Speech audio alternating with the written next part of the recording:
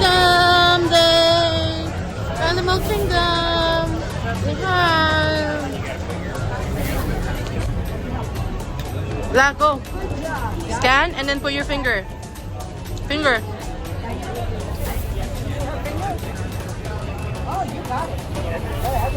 Rabella, ano yan? Duckies? Yeah. Fish, yep. Little duckies.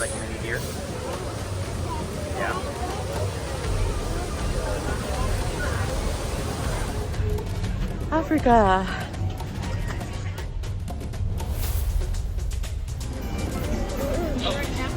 Hi. Sorry. I want to go.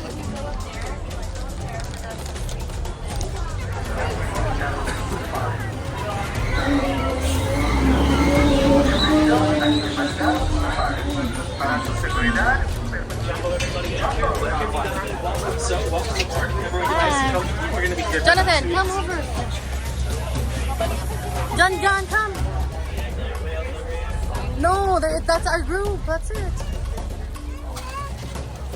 Alright, everybody, please watch those hands, arms, feet, and legs. These doors are going to be sliding shut.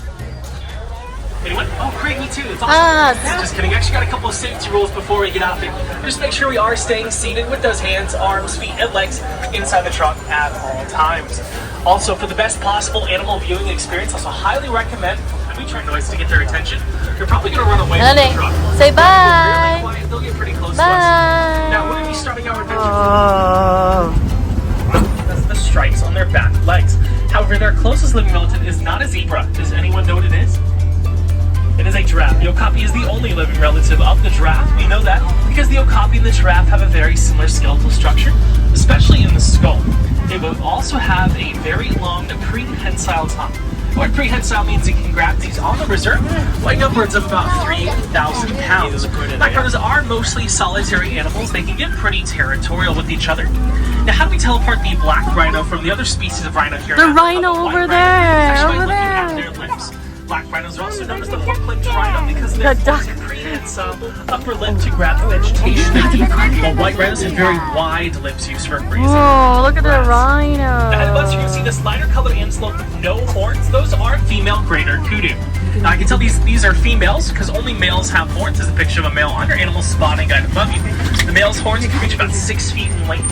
The greater kudu is the second tallest antelope species on the reserve. From hoof to shoulder, standing about 5 feet tall. Now, this crimson-colored antelope you see over here off to the left with the stripes and the horns in the back, that's a bongo. Now, in bongos, both males and females have horns, which you'll notice are tilted backwards, so they can quickly dive through the bushes to escape predators and not get tangled up in those bushes. All those stripes in their coat are used to mimic their natural environment for camouflage. Now, going back to that black rhino we saw, there's 5 species of rhinos found around the world. Only 2 of them are backed pelicans. One of the 8 species of pelicans found around the world. They get the name pinkback because the skin on their back does turn pink to attract a mate. They have a wingspan of up to 9 feet in length, which is that canopy above you from side to side. They can also sustain flight for almost 24 hours straight. Coming up over here off to the left is the common, also known as the Nile hippopotamus, weighing upwards of about 4,000 to 5,000 pounds. A word hippopotamus in Greek means river horse. They're almost purely made of muscle, so they're going to sink straight to the bottom if they trot along the bottom of the water, holding their breath for about 5 to 8 minutes at a time. On land, a hippo can run at speeds of up to 30 miles per hour.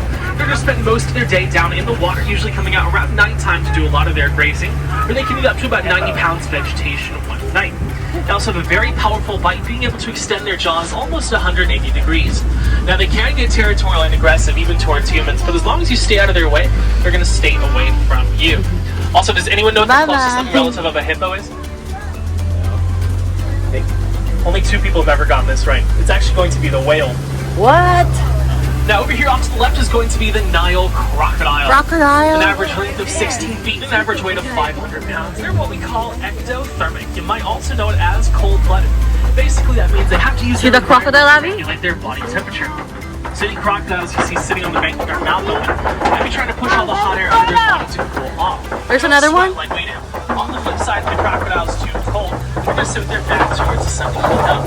Crocodiles are also about any of your favorite savanna dwelling species out there. Savannas exist in the tropical regions of the world. They're not dry enough to be a desert, but also not wide enough to be a rainforest. They're going to be these grasslands where lots of your herd animals are going to live, as well as the predators that prey on them. You might also find some of the fastest land animals in the world out here on the savannas of Africa. Sounds like a few of you have already spotted our first animal. Coming up, this one's a Maasai giraffe. Now, I can tell this is a Maasai giraffe because of that jagged structure to its coat. Now, that pattern to their coat is unique to each animal. It's kind of like your thumbprint. A group of giraffe is called a tower. There's one here too. Now, they can spend up to 20 hours a day eating using their long, prehensile tongues to grab these leaves and then pull it down towards their mouth. If you see a giraffe's tongue today, you're going to notice it's a purplish coloration coated in saliva to help prevent it from getting sunburned. Now, they spend up to 20 hours a day eating. They're only sleeping about 30 minutes a day. That's usually not all at once, usually in 30-second to 5-minute increments. Giraffe can sleep laying down. They can also sleep standing up. Now, as we're passing these giraffes, if you take a look at the giraffe's head, you're going to see these things sticking out of their head. Those are not horns. They're called ossicones. Ossicones are just part of their skull. Both males and females in giraffe have them. But in the okapi we saw at the beginning of our safari, only males have ossicones. There's a great example of that giraffe using that long prehensile tongue to try to pull those leaves down.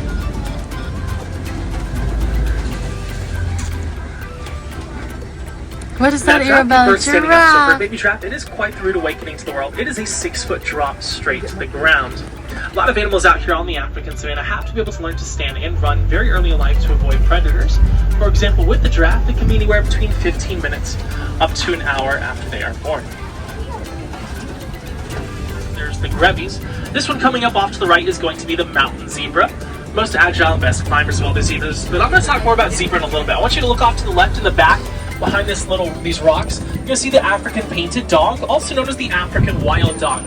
Commonly mistaken for hyenas, but they are not even related to the hyena. Where? They're some of the most efficient predators on the savanna, with success rate around 80 to 90%. Behind that rock over dominant male and a dominant female. Also off to the left of this animal, those massive horns right there, that's an Incoldi cattle, also called the Watusi cattle because the tribe that domesticated them, the Watusi tribe. Now, we got a couple more antelope species over here off to the left. So the ones laying down closest to us are sable antelope. The ones further in the back are common eland. Now, the sable antelope are one of the few antelope predators nearby. Look at me. Self-defense. The brown in their fur typically darkens with age. That was a group of females. Females live together in a herd, usually in the territory of a solitary male. Now, the common eland, the ones that were way back there, are the look at the zebra. They're about 6 feet tall from hook to shoulder. If you notice, the female was the one with the lighter brown coat, while the male had that grayer coloration to their coat. Their joints crack when they walk. Now, from a standing position, common eland can launch 5 feet straight, but if the female doesn't like it, she'll rip it off with his head. Now, going back to those zebra that we saw, so a group of zebra, I can tell those are actually mountain zebra because of a little flap of skin on their neck called a dewlap to help regulate their body temperature. They're the only zebra species that has it. A group of zebras called a dazzle, and just like with the giraffe, that pattern in the zebra's coat is unique to each animal. Now, they have several uses for this pattern. One of those is to recognize each other. Another one's actually to help prevent flies from landing on them. Researchers have found that whenever a fly sees zebra pattern, it freaks them out and it forces them to try to land somewhere else. Over here off to the right, we're going to see the wildebeest. Now, it's a pretty small herd of wildebeest out here. Next to a small herd, because at one point in time, they've been known together in herds of thousands. The springbok, one of the smallest antelopes on the reserve, standing between 2 to 3 feet tall. They get the name springbok because they get alarmed. They're going to spring 6 feet up and launch 13 feet out. They can also take off at speeds of up to 55 miles per hour, making the springbok the second fastest animal. Now, going back to those giraffe that we saw, when we think of animals that pollinate, we're probably thinking of animals such as bees and butterflies, but the giraffe is actually the world's tallest pollinator in the African savanna. Now, coming up over here off to the left, some of y'all already saw it. That was a mandrill over there. Let's see if we'll get a better view of it in just a second. Yep, this is one of the largest of the monkeys. Males weigh about 80 pounds, females only weigh about 30 pounds. Another way to tell apart males and females is the coloration. Much more brighter, bolder males like this one than females. Now, my favorite fact about the mandrill hey, look at his butt, Abby. Look at his butt. Now, how we tell apart monkeys' names. Monkeys have tails, apes do not have tails. You'll notice the mandrill right here. He's got a little teeny tiny tail, so he's still considered to be a monkey.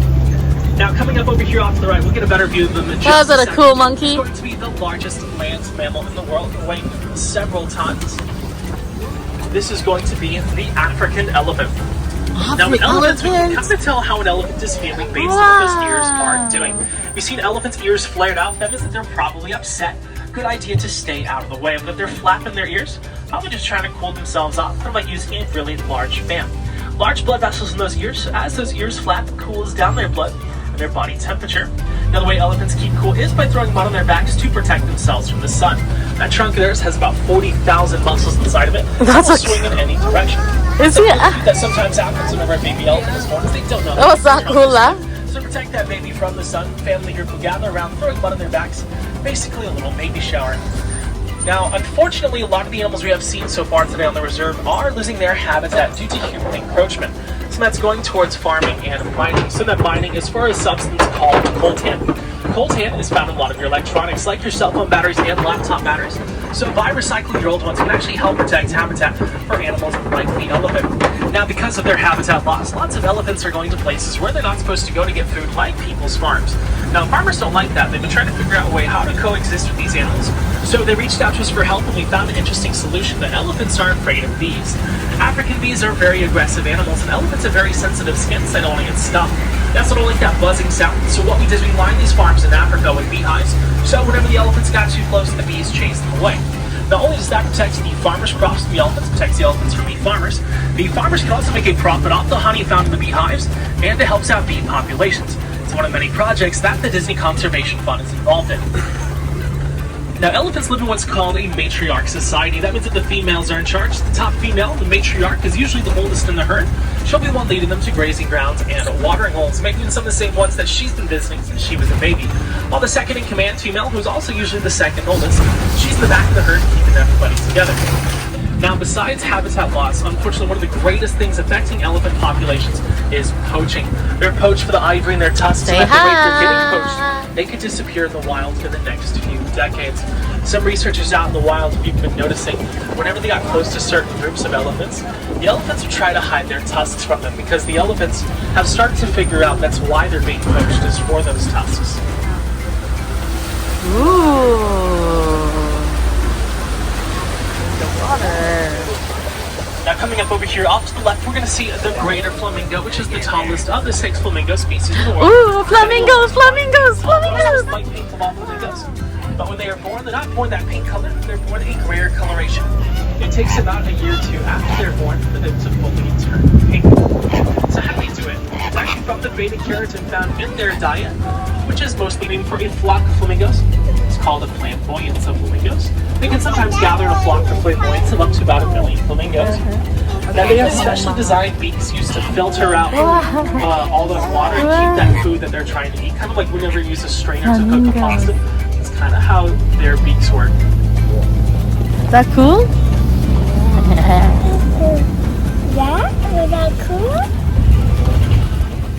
For these mud pits, they like to roll around in the mud to protect themselves from the sun. When they don't have mud to wipe it off on these trees, also using lots of rocks and sticks in their environment to sharpen and style those horns.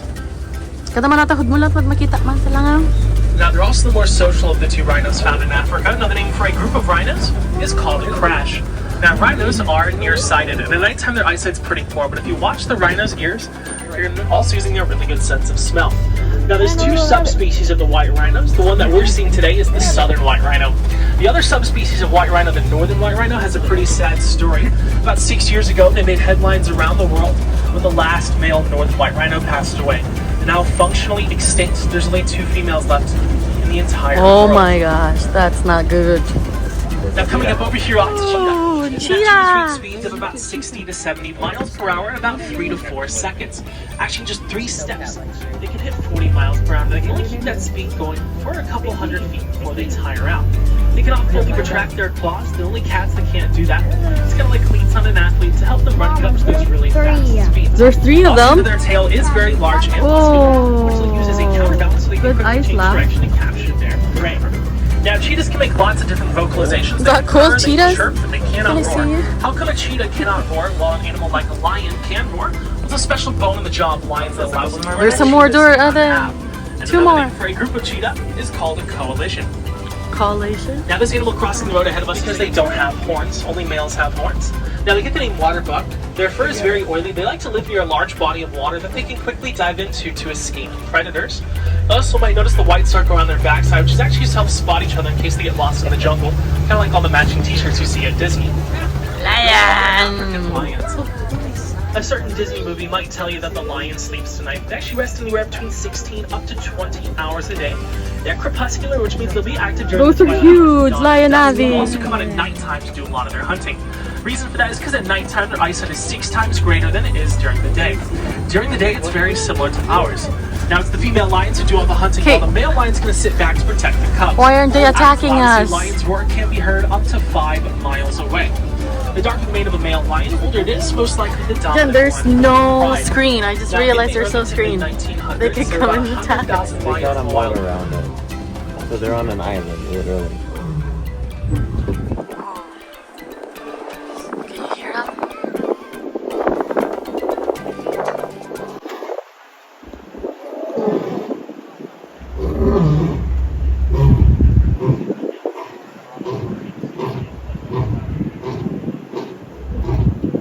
Alright, I speak a little lion. He's trying to tell us that everything the light touches is his kingdom.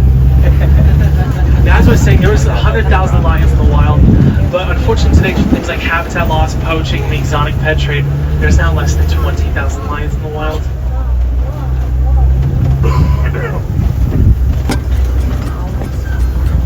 To deter predators from trying to attack them while they sleep. Warthog's closest living relative is the pig. It may not look fast. It actually can run at speeds of about 30 to 35 miles per hour. Now, how did they get that name warthog?